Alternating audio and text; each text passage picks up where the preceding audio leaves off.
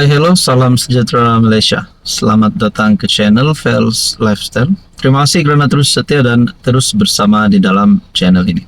Saudara-saudara yang saya amat hormati, berkaitan dengan banyaklah case yang kita hampir setiap hari lihat di media sosial, bahkan kawan-kawan pun bercakap tentang case Najib Razak. Terutamanya sebelum ini berkaitan dengan Titah Addendum. Dan tidak lupa juga berkaitan dengan 1MDB yang seringkali menjadi perbualan ramai orang. Tuan-tuan dan puan, yang terkini berkaitan dengan skandal 1MDB, rupanya ada satu keputusan tergempar daripada SPRM dan juga FBI. Keputusan tergempar melibatkan dana RM 90 juta. Skandal 1MDB, SPRM, FBI berjaya pulihkan RM 90 juta.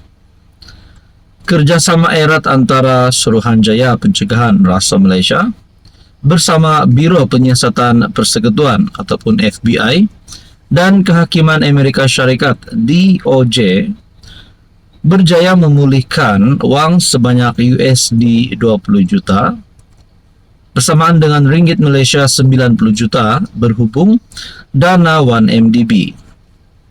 SPRM dalam satu kenyataan berkata, kejayaan pemulihan wang membabitkan skandal 1MDB itu berkaitan projek tenaga solar di Malaysia.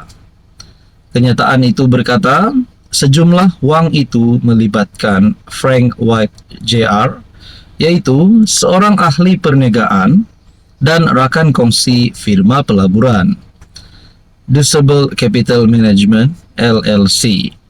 White Jr. secara sukarela bersetuju untuk menyerahkan wang tersebut kepada DOJ selepas mendapati dana diterima oleh Disable berasal daripada sumber dikaitkan dengan 1MDB disalahgunakan.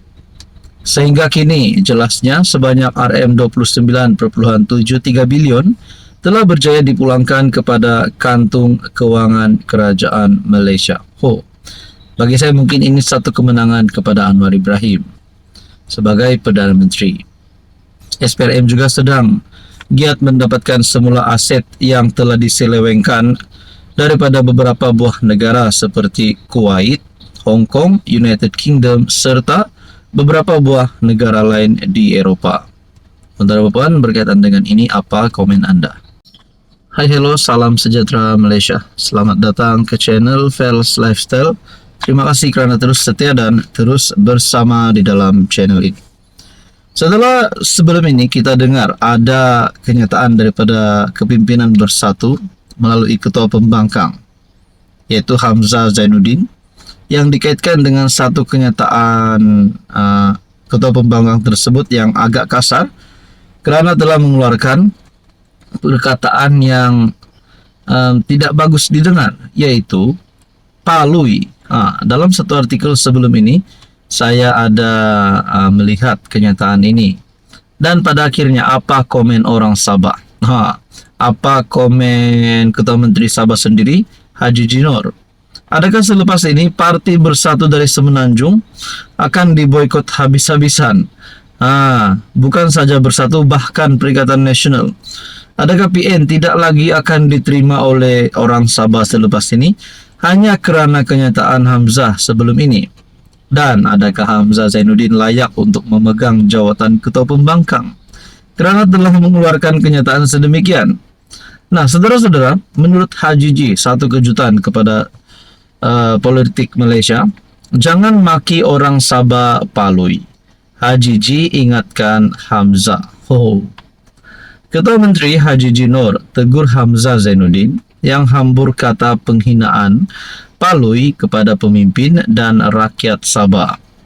Ketua Menteri Haji Ji membidas sikap Ketua Pembangkang Hamzah Zainuddin menghamburkan kata penghinaan palui bermaksud bodoh terhadap pemimpin dan rakyat Sabah. Aduh, saya sendiri pun sebagai orang Sabah terasa sakit hati tahu. Saudara-saudara yang saya dihormati, apakah ini akan memberi kesan kepada Bersatu sendiri, kepada PN sendiri? Nah, siapa nak undi kalau pemimpin cakap kita ni bodoh? Saya sebagai rakyat Sabah, saya tidak suka lah. Saya sendiri tidak setuju dengan kenyataan begini. Kenapa? Kami ni hina sangat kah? Tapi kalau Hamzah Zainuddin mengaku bersalah kerana telah ditegur oleh Ketua Menteri Sabah sendiri, mungkin patut Hamzah Zainuddin melakukan permohonan maaf kepada seluruh orang Sabah, seluruh rakyat Sabah dan seluruh kepimpinan di Sabah. Haji Ji yang juga pengurus CJRS menggambarkan timbalan Presiden Bersatu itu tidak wajar datang ke Sabah kerana membawa budaya politik Semenanjung yang dikatakan suka memaki. Banyak pemimpin dari seberang datang. Saya beritahu mereka, kalau datang mesti sopan. Jangan bawa perangai dari sana ke Sabah yang harmoni dan aman damai. Saya mahu beritahu Hamzah, jangan hina orang Sabah, jangan hina pemimpin Sabah. Menurut Berita Harian dalam satu majlis di Keningau. Tuan-tuan dan puan, apa komen Anda? Halo semua, salam sejahtera Malaysia. Selamat datang ke channel Fels Lifestyle. Tuan-tuan dan puan yang saya amat hormati semua. Ini satu kejutan. Mungkin di dalam pimpinan Anwar Ibrahim hari ini, kerajaan perpaduan hari ini, banyak yang mengkritik, banyak yang cakap Anwar tak bagus lah. Kerajaan perpaduan, kerajaan madani tak reformasi lah. Tapi pada akhirnya Anwar Ibrahim, seperti yang kita tahu, telah banyak melakukan kerja di luar dan akhirnya banyak pelaburan yang masuk di Malaysia. Mungkin ramai yang melihat hanya pada sisi negatif, tapi sebenarnya kita kena bijak untuk menilai sudut positif juga.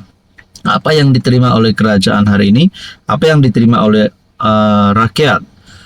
Pada akhirnya kerajaan-kerajaan yang terdahulu, dalam satu pendedahan terbaru, kerajaan PN yang dahulu yang memerintah selama 33 bulan.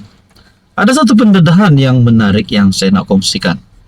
Satu perkongsian daripada FB page Ana Tahu, Penyakau Negara PN.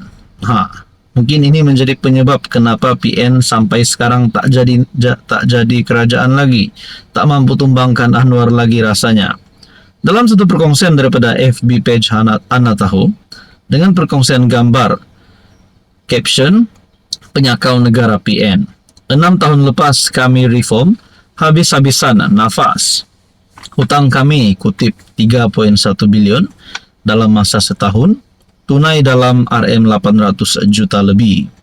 1 tahun je kami buat kerja. Semua penyelewengan kami berjaya kesan dan lebih RM50 juta nafas rugi sebab penyelewengan.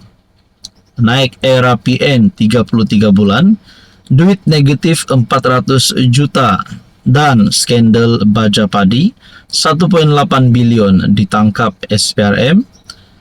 SPRM umum GM Nafas akan didakwa. Nah, saudara-saudara, inilah kita tidak tahu adakah berkaitan dengan duit negatif 400 juta, berkaitan dengan skandal baja padi 1.8 bilion. Adakah semua ini menjadi tanggung jawab kerajaan pada ketika itu, yaitu Muhyiddin Yassin sebagai PM, Perikatan Nasional sebagai kerajaan. Tuan-tuan dan puan, Anda rasa kalau ini benar melibatkan nama Muhyiddin sebagai PM pada ketika itu dan beberapa kepimpinan di dalam PN pada ketika itu, adakah mereka sekali lagi akan disiasat oleh SPRM? Dan paling teruk, adakah kerajaan pemimpin-pemimpin PN pada ketika itu akan ditangkap? Ini menjadi persoalan yang paling utamanya. Saudara-saudara, apa komen Anda?